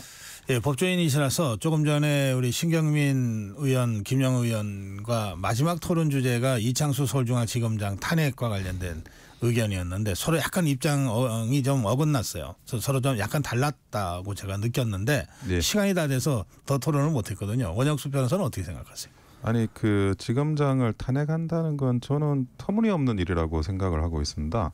아니 그 이유가 뭔가요? 법리적으로 이유를 민주당에서 제대로 제시하는 누구도 존재를 하지 지금 않습니다. 더불어민주당에서는 김건희 여사 불기소가 잘못됐다고 해서 지금 탄핵을 추진하겠다는 입장을 밝힌 바가 있어요. 그러니까 불기소를 하면 항고를 하면 서울고등검찰청에서 다시 사건을 검토를 하게 됩니다. 정상적인 불복 절차가 존재한다는 겁니다. 아니 재판을 해서 1심에서 뭐 원하지 않는 결과가 나오면 그 당사자는 항소를 할 수 있고 대법원으로도 갈 수 있습니다. 그런 이미 존재하는 제도를 그냥 내버려 두고 그게 그 수사의 일선에서 책임을 졌던 중앙지검장을 탄핵을 한다는 거는 그냥 이거는 준사법기관인 검찰에 대한 일종의 협박이거든요. 그러니까 서울고등검찰청에 어떤 그런 항고를 했을 때도 그거를 이제 탄핵당할 각오를 해라 이런 메시지만 주는 거지 정치권에서 탄핵을 남발하는 게 과거에 전혀 뭐 그거는 여야를 진영을 가리지 않고 존재한 적이 없던 그런 정치적인 기술을 마구잡이로 지금 활용한다 그렇게밖에 볼 수가 없습니다. 그런데 검사 탄핵은 뭐 이렇게 어려운 게 아니잖아요. 어려운 건 아닙니다. 국회에서의 그 필요 의석수가 예. 그리고 국회 탄핵 의결을 하는 순간 당사자는 그 직무 정지가 되잖아요. 예. 그러면 서울중앙지검장이 이제 직무 정지가 될 가능성이 매우 높아졌는데 예.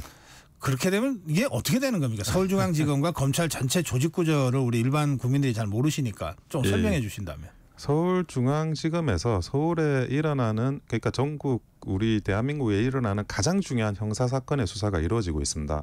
그리고 검사 동일체 원칙에 따라 가지고 항상 그 주요 사건들은 서울중앙지검장의 지휘 아래 구체적인 사건에 대한 지휘 아래 진행이 되도록 되어 있습니다. 그러면 만약에 서울중앙지검장이 그 직무정지가 일어난다 그러면 사실상 서울중앙지검의 업무가 마비되는 사태가 발생을 하고요. 아니 그 단순히 이 사건뿐만이 아니라 그리고 다른 뭐 주요한 사건들 뭐 범죄자들 잡아들이는 게 검찰의 업무지 않습니까? 그 검찰에 대한 그런 마비 사태를 초래한다는 점에서 저는 뭐 굉장히 부적절한 그런 행태라고 보여집니다. 알겠습니다. 자. 이번 주도 명태균 씨 관련 그 녹취 공방이 계속될 것 같습니다. 예. 이건 어디까지 번질 것 같아요? 지금 그 명태균 씨가 난사를 하고 있는 것 같아요. 그러다가 그 최근에 어제 정도 이준석 의원과 천하람 의원하고 같이 찍은 사진도 공개가 됐더라고요. 난사람은 막 상대 여야 가리지 않고 그냥 뭐 그리고 민주당 의원도 명태균 씨하고 뭐 연관이 있다라는 그런 소문도 있고 하니까 이 문제가 막 그 말을 번복하면서 그리고 여러 녹취록을 공개를 하면서 번지다가 결국에는 그렇게 임팩트 없이 허지부지 되지 않을까 하는 생각은 하고 있습니다. 다만 이 과정에서 일어났던 일들에 대해서 각자의 그런 정치인들이 자기 입장을 발표하는 문제는 있을 것 같아요. 그게 뭐 오세훈 시장이든 홍준표 시장이든 뭐 원희룡 장관만 하더라도 고발 조치를 하겠다라고 이 관련해 가지고 네. 지금 SNS에 기재를 하셨더라고요. 예. 그런데 뭐 크게 과거에 이제 어떤 일어났던 일에 비추어 보건대 이게 이 문제가 뭐 그 아주 큰 의미가 있는 사건으로 번지긴 어려울 거로 보여집니다. 네, 이 명태균 사건 관련해서 김영선 전 의원이 어제 조사를 받았죠, 검찰. 창원지청입니까? 예, 그렇습니다. 어제 조사를 받았고 12시간? 12시간 조사를 받았는데 본인은 일관되게 뭐 그 부분 공천 개입이라든지 뭐 이런 거에 대해서 부정을 했다고 하시고요. 그리고 정치 브로커, 선거 브로커가 그 정치와 관련해서 여기저기 활동하는 거는 많이 있습니다. 하지만 그 주요한 의사결정에 그렇게 뭐 본인들이 말하는 것처럼 힘이 있고 그러진 않거든요. 네. 예, 그래서 김영선 의원이 뭐 이 부분과 관련해 가지고 12시간 동안 말을 했으면, 조사를 받았으면 굉장히 많은 질문과 굉장히 많은 답변이 있었을 것 같아요. 하지만 본인이 조사 끝나고 나서 나와서 이야기를 하는 거 보면 뭐 일반적으로 사람들이 생각하는 것처럼 명태균 씨가 가지고 있는 그런 영향력이나 그런 것들이 크게 보여지지는 않은 걸로 그렇게 추측은 됩니다. 보통 수사의 수순이 이제 핵심 피의자를 이제 불러서 수사하기 전에 주변을 쭉 이렇게 조사해 들어가는 거잖아요. 예, 그렇습니다. 김영선 전 의원까지 불렀으면 그 다음 순서는 명태균 씨네요. 예, 아마 명태균 씨가 본인의 구속 여부나 본인으로부터 조여드는 어떤 수사에 대한 압박감을 많이 느끼는 것 같아요. 그분이 이제 뭐 SNS에 글을 올리거나 기자들하고 인터뷰 회견을 하는 걸 보면 본인이 이야기하실 거 솔직하게 이야기를 하시고 있는 그대로 법적 처벌이나 이런 부분에 대해서 임하시는 게 맞지 않나라는 생각이 듭니다. 알겠습니다. 주말에 더불어민주당 주최의 대규모 장애 집회가 있었습니다. 아까 김영배 의원한테 질문 드렸더니 그 여론 상황이나 전국 상황을 지켜보면서 추후 또 다른 대규모 집회를 할지 여부를 결정하게 될 겁니다. 이렇게 설명을 하더라고요. 아직 확정된 건 추후 다음 집회가 확정된 상황은 아닌 것 같습니다. 그러니까 근데 어떻게 보셨습니까? 아마 굉장히 공을 들였을 거로 보여져요. 민주당 입장에서는 뭐 민주당 입장에서는 장외 집회를 한다는 게 뭐 한번 장외 집회를 하면 그 관련해서 발생하는 여러 가지 노고들이 있거든요. 예, 그런데 이번에 그렇게 뭐 임팩트가 있지는 않았어요. 그래요? 17,000명 정도 경찰에서 추산하고 본인들은 뭐 20만이다 30만이다 이야기를 하는데 근데 그 서로 이제 그 장외 집회를 민주당이든 그리고 국민의힘에도 많이 해보지 않았습니까? 요 몇 년간 탄핵 이후에. 그래서 그 딱 보면 알아요. 이제. 그리고 진짜 오연석 변호사도 딱 보면 아시는 네, 그렇죠. 장외 집회를 저뿐만이 아니라 국민의힘 쪽 사람들도 민주당에서 몇 명 이제 딱 사진 보면 어느 정도인지 알고 민주당도 마찬가지예요. 국민의힘에서 뭐 사실은 뭐 약간 과장돼서 이야기하더라도 딱 보면 알거든요. 그러니까 그런 딱 보면 아는 상황에서는 생각보다 많이 모이시진 않은 것 같아요. 근데 이게 이제 그 다음 또 장외 집회를 할 크냐가 관건인데 장외 집회라는 게 이게 한번 시작하고 나서 그게 눈덩이처럼 커가는 장외 집회가 있고 한번 시작하고 나서 사람이 좀 빠지는 장외 집회가 있어요. 근데 빠지기 시작을 하면 이게 사진이 대조가 되잖아요. 그 과정에서 많은 이제 정치적인 부담감이 발생을 합니다. 사진에 나오는 그 장면은 어떻게 속일 수가 없는 거기 때문에 그래서 민주당 내부에서 어떻게 판단하는지는 모르겠어요. 근데 만약에 이게 더 커가는 눈덩이가 될 수 있는 장외 집회라 그러면 적극적으로 임하겠지만 과연 그럴지는 두고 봐야 할 것 같습니다. 예산안 정국이 시작됐죠? 예, 그렇습니다. 지금 그 예산안과 관련해서 뭐 대통령께서 시정연설을 본인이 하시진 않고 오늘이죠. 한덕수 총리가 이제 대독하시게 됐는데, 근데 뭐 이게 시정연설을 하신다 안 하신다 이런 것보다 기본적으로 윤석열 정부는 긴축 재정을 가져가고 있어요. 그동안 이제 문재인 정부에서 일어났던 그런 그 국가 부채 이런 문제들을 감안을 해서 긴축 재정을 하는데 그 과정에서 이제 뭐 각 그 국회의원들이나 지역구 의원들의 어떤 그 자기 지역구 예산 챙기기 이런 것들이 또 있을 수가 있고, 그리고 핵심적인 그런 정책 예산이나 이런 것들을 서로 어느 정도 이게 그 서로 간에 좀 바터라고 할까요? 민주당하고 국민의힘 사이에 그런 거래를 할 수 있을까라는 생각이 많이 드는데, 근데 현재로는 서로 싸우기만 하니까 이 예산이 제대로 12월에 이렇게 적정한 시점으로 통과가 될지가 좀 의문스럽긴 합니다. 특히나 이제 긴축재정은 서로 간에 그 내려가는 돈이 좀 부족하니까 긴장 상태가 좀 많이 연출이 될 가능성이 있거든요. 그것도 전국 전체로서는 새로운 긴장을 주는 포인트라는 생각입니다. 예산 심의할 때 국회의원들이 자기 지역 관련된 선심성 사업 예산, 이른바 쪽지 예산을 늘 해왔고, 예, 그렇습니다. 그런 관행에 대한 국민적 분노가 굉장히 높아서 이제 그동안 사실 쪽지 예산이 많이 줄어들고 있는 추세였거든요. 그렇습니다. 근데 더구나 지금 말씀하신 대로 지금 이 긴축 예산, 그것도 아주 극도의 긴축 예산을 하지 않을 수 없는 상황에서 쪽지 예산이 뭐 들어갈 여지가 거의 없을 것 같긴 합니다만, 하여튼 그 부분에 대한 그 감시, 이것들을 해야 될 것 같고. 그런데 그 더불어민주당 쪽에서는 이번에 윤석열 표 또는 김건희 표 예산은 삭감하겠다 이렇게 벼르고 있더라고요. 그러면서 그 나오는 그 예산 삭감 항목 중에 하나가 개식용 금지 관련 예산 3,500억을 삭감하겠다는 얘기가 언뜻 나왔어요. 근데 제가 항상 당황스러운 게 그 같이 동의를 한 거거든요. 여야가 합의해서 여야가 합의해가지고 입법을 예. 했는데 여야가 합의해서 입법을 해놓고 예산 배정을 안 하면 실제로는 그 예산에 대한 집행을 오히려 뒤집어 가지고 막는 꼴이 되는 겁니다. 네. 아니 처음부터 반대를 했으면 되는 건데 처음부터는 반대를 안 하고 합의하고 뒤집는다는 게 뭐 어떤 뭐 그 윤석열 대통령 표나 김건희 여사 표의 예산이라고 포장을 한다는 것도 굉장히 부적절한 이야기라는 생각은 듭니다. 그 한동훈 대표가 지금 그 명태균 씨 녹음이 공개된 후에 나흘째 침묵을 이어가고 있다고 그럽니다.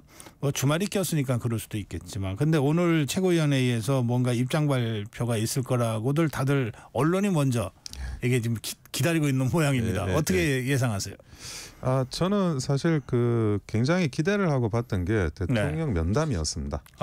그 전에 그러니까 독대독대 이야기를 하고 대통령 면담에서 어떤 좀 임팩트 있는 게 나오지 않을까라는 생각을 했는데, 나오는 이야기를 뭐 그 이후에 언론에서 보는 걸 보면 그렇게 특이한 건 없었거든요. 그러니까 이번에도 뭐 오랫동안 며칠간 장고를 했다 그래서 특별히 특이한 게 나올 것 같진 않아요. 그러니까 뭐 그 전에 해왔던 뭐 대통령과의 차별화라든지 아니면 뭐 일반적으로 이야기했던 뭐 김건희 여사 문제, 용산 비서실 문제, 또는 뭐 그 특별감찰관 문제, 그리고 명태균 씨와 관련해서도 본인이 그냥 지적하는 부분 지적하는 차별화적인 입장에서의 이야기를 하실 것 같고, 거기에 대해서 뭐 우리가 여러분들이 생각하는 어떤 예상을 깨는 그런 발언을 하실 거라고 보이진 않습니다.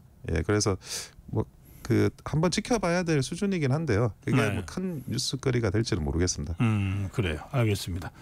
그런가 하면 내일 미국 대통령 선거가 있습니다. 물론 내일 하루에 딱 다 끝나고 결과가 딱 나오고 이런 건 아닌 것 같아요. 좀 며칠 걸릴 수도 있고 또 이게 대선 불복으로 해서 상당한 그 심각한 사태로 갈 수도 있을 것 같긴 한데요.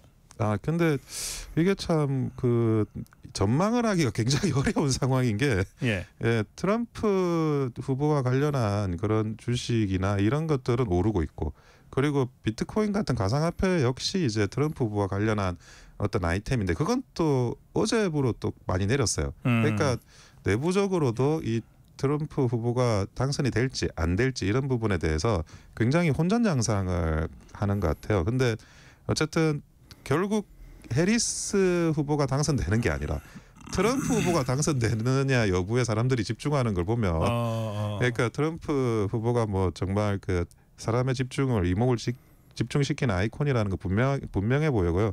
트럼프 후보가 당선이 되는 경우에는 이제 우크라이나 전쟁 같은 경우 하루 만에 24시간 안에 끝내겠다고 하고 그런 이제 그 전쟁과 관련 외교와 관련 그리고 대중 외교와 관련해서 경제적인 문제까지 결합이 돼가지고 굉장한 격변이 일어날 것 같습니다. 아마 해리스 후보가 대통령이 되면 기본적으로 민주당 바이든 정권을 계승하는 게 되니까 그때는 뭐 큰 변화가 있지는 않을 거라고 추측이 되긴 합니다. 뭐 국내적으로는 그 예산국회를 통한 공방, 또 명태균 씨 관련 공방, 뭐 이런 저런 공방들이 계속 지금까지 진행됐듯이 진행될 거고, 그러나 역시 이번 주에 미국 대통령 선거라고 하는 대형 이슈가 기다리고 있어서 이 미국 대통령 선거가 어떤 결과가 나오는가가 우리나라뿐만 아니라 전 세계 이슈를 일단 뒤덮을 것 같은 그런 한 주가 될 것 같습니다. 예, 오늘 여기까지 하겠습니다. 고맙습니다. 네, 원영석 변호사와 함께 짚어봤습니다. 네, 전격지사 듣고 계신 지금 시각 8시 44분입니다. 이 시각 출근길 교통정보입니다. 정체 풀려가는 추세입니다. 앞 시간보다 나아진 곳이 많은데요. 이 가운데 대구 포항고속도로 포항 쪽입니다. 도동 분기점 부근에서 사고 났습니다. 1차로가 차단되면서 2km 구간 여파를 받고 있습니다. 수도권 상황 볼게요. 수도권 제1순환고속도로 구리에서 판교 쪽입니다. 남양주에서 상일 쪽으로 정체고요. 서안암 휴게소 부근은 사고 때문에 혼잡합니다. 광암터널에서 송파 쪽으로 밀려가고 있습니다. 서울은 강변문호 일산 쪽으로 동작대교 부근에 사고 있습니다. 1차로에서 처리하고 있고요. 성수대교부터 속도를 줄이고 있습니다. 구리 시계에서 영동대교 쪽으로 차가 많습니다. 구리 방향 방화에서 양화대교, 마포에서 반포대교 쪽으로 밀려가고 있습니다. KBS 교통정보센터에서 이현입니다.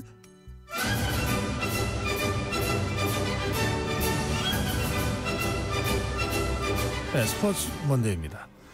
홍명보 축구대표팀 감독 오늘 대표팀 명단 발표합니다. 스포츠 먼데이 KBS 김한수 기자와 함께하겠습니다. 김 기자 어서 오세요. 네, 안녕하세요. 손흥민이 포함될까요? 오늘 대표팀의 지금 상황에 봐서는 그 홍명보 감독이나 코칭 스태프도 이제 지난 밤에 있었던 에스턴 빌라전을 봤을 거거든요. 뭐 전체적으로 무난하게 뛰고 저런 상태라면 일단은 뭐 넣고 싶을 거예요. 왜냐하면 이번 두 경기가 A매치 올해 마지막 경기니까 유종의 미를 거두고 싶을 거고 또 뭐 감독의 입장에서 그렇지만 캡틴한테도 손흥민 주장한테도 깔끔하게 마무리하는 그런 기회를 주고 싶을 거고 그런데 이제 한편으로 걸리는 게 있죠. 이제 부상입니다. 부상. 예. 홍명보 감독이 손흥민 선수가 빠졌을 때 황희찬 선수하고 엄지성 선수를 대신 넣었잖아요. 근데 그 두 선수가 모두 부상으로 이제 이번에 합류할지가 진짜 불투명해졌거든요.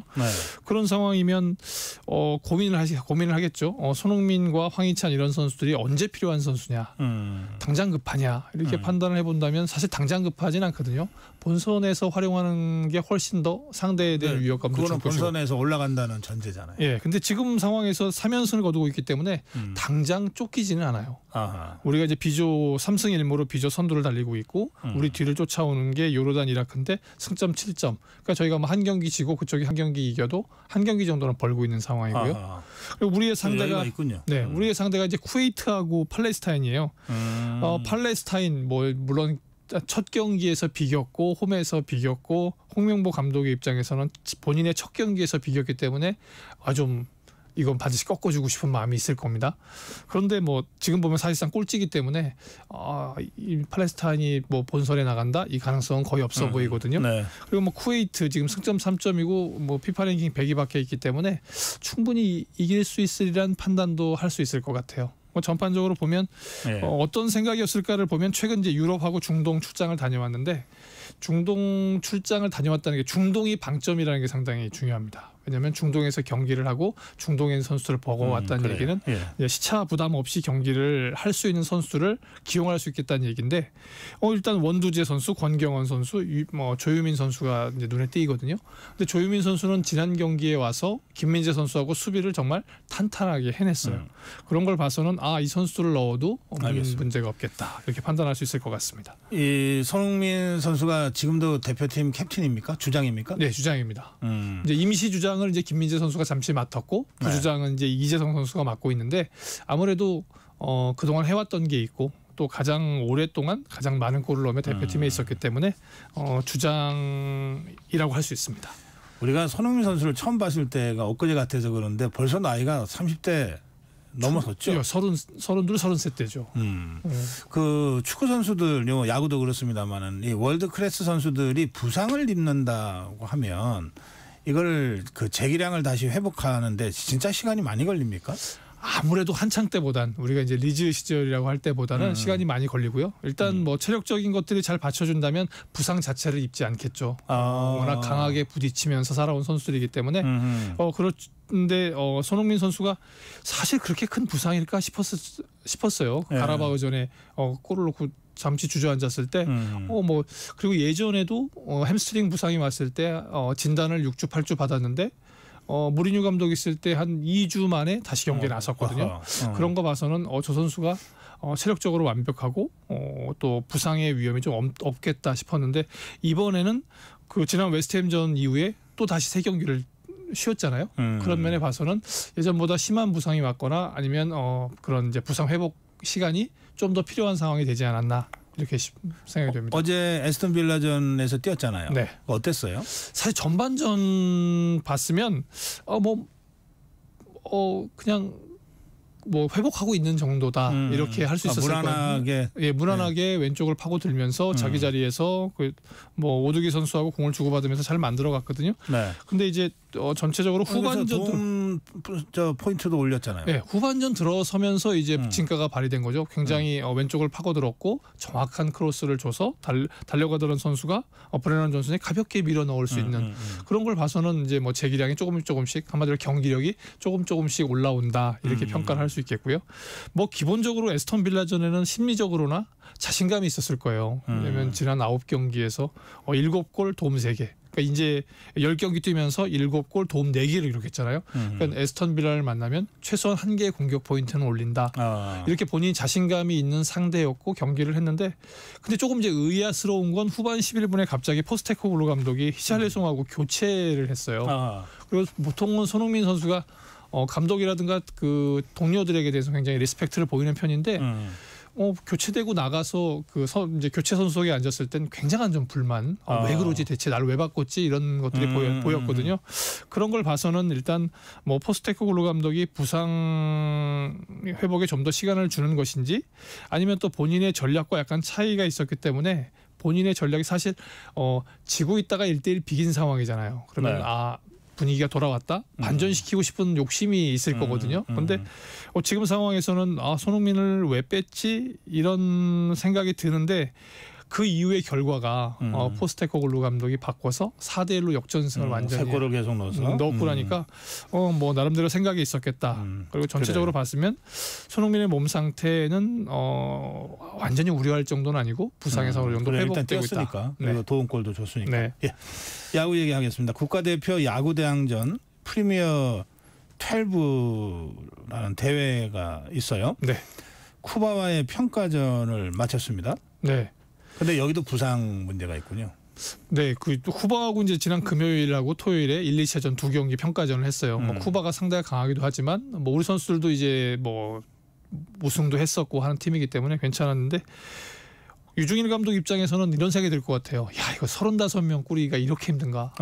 예, 뭐 아마추어 프로에서 거의 1000여 명의 선수가 있는데 35명을 꾸리기가 이렇게 힘든가 생각이 들 것 같아요. 왜냐하면 투수는 삼성 라이온스의 원태인 선수가 이제 원래 차출됐었는데 부상으로 빠져야 됐고요. 예, 또 손주영 선수도 이탈하게 됐고, 그러니까 선발 자원이 갑자기 두 선수나 빠지게 됐어요. 그래서 투수도 굉장히 겠다 싶었는데 1차전에서 투수전을 펼쳐서 2대0으로 승리를 거뒀거든요. 나름대로 평가를 해서 근데 이제 거기서는 이 선발보다는 불펜 투수들의 활약이 굉장히 탁월했어요. 뭐 이름들은 다 아실 건데 뭐 박영현, 김태견, 정혜영, 유용찬, 조병현 웬간한 팀에 다 마무리 특급 투수들입니다. 그러니까 사실은 선발보다 강한 불펜진을 가지고 있어서 그리고 야수를 보게 되면 구자욱 선수가 이제 뭐 한국 시리즈 때부터 이미 빠지게 됐었고 김영웅, 김지찬 선수가 부상이다 보니까 구자욱하고 김지찬이 빠지니까 이제 문제가 발생한 게 외야수가 4명밖에 안 남았어요. 바꾸기도 되게 애매한 상황이거든요. 외야수 3명인데 그중에 한 명 부상당하면 큰일이네. 진짜. 네, 그래서 이주영, 홍창기, 윤동희, 최원준 괜찮은 선수들이에요. 그러니까 그래도 아무래도 혹시라도 부상 위험이 있을 수 있으니까 기자들이 유중일 감독한테 어떻게 할 거냐. 그러니까 지금으로선 대안이 없어서 새로운 선수를 넣을 수가 없다. 만약에 부상이 생긴다고 한다면 이제 그 신민재 선수를 외야수로 바꿔서 워낙 외야에도 보던 선수니까 가능할 것 같다. 이런 식으로 나왔어요. 그래서 이제 엔트리를 확정하고 이제 오는 13일 타이완전을 시작으로 이제 본격적인 경기를 펼치게 되는데 예. 아무래도 부상 선수들이 이제 더 이상 나오면 굉장히 힘들 것 같습니다. 예. 야구 얘기 하나 더 하죠. 네. 김하성 선수 소식 들어와 있어요. 네, 김하성 선수가 FA 선택했습니까? 네, FA를 선택하니까 이제 왜냐면 지난주인가 단장이 그쪽 단장이 그런 얘기를 했어요. 김하성 선수가 잔류하기를 희망한다. 그러면 이제 그 계약에 의해서 4+1 계약이었거든요. 그러니까 네. 5년인데 4년까지는 하고 5년은 양쪽이 합의하게 되면 뛴다 이런 조건이었는데. 그 플러스 1에 해당되는 시간이잖아요. 예, 플러스 1에 해당되는 시간이고 뭐 800만 불 정도의 옵션이면은 나쁘진 않아요. 근데 김하성 선수가 새롭게 도전 한번 해보고 싶다. 그래서 이제 FA 시장에 나왔는데 사실 그 유명 에이전트인 스콧 보라스하고 계약을 맺었기 때문에 또 이분이 또 보라스는 뭐 선수 연봉 올리는 데는 뭐 기재라고 그러죠. 예, 탁월한 능력을 가지고 계신 분이라서 아마 그분을 믿고 이렇게 하시는 것 같아요. 그래서 당장 나왔는데 이제 문제는 역시 이제 그 지난번에 수술을 했잖아요. 재활이 얼마나 빨리 될 거냐. 네. 지금 전체적으로 FA 내야수 중에서는 뭐 10위권 안에서 좋은 조건으로 갈 것이다. 그러니까 역대까지는 한 5년간 한 530억 규모의 계약을 했었는데 이제는 뭐 4년에 한 680억, 그러니까 훨씬 더 많아 100억 이상의 가치를 높일 수 있는 그런 계약을 맺을 거라고 하는데 역시 이제 그래요. 어느 팀에서 어떤 모습으로 뛰게 될지 또 이 김하성 선수의 계약이 그 메이저리그를 꿈꾸는 우리나라 선수들에게 어떤 영향을 줄지 이제 지켜보시는 것도 재밌을 것 같습니다. F3, F1 이게 자동차 경주 대회가 그 세계적으로는 엄청난 시장이잖아요. 그렇습니다. 이제 우리는 아직 조금 낯선데 네. 그래도 국내에 자동차 레이스 경기 동호인들이 굉장히 많고 점점 저변이 넓어지고 있는 것 같더라고요.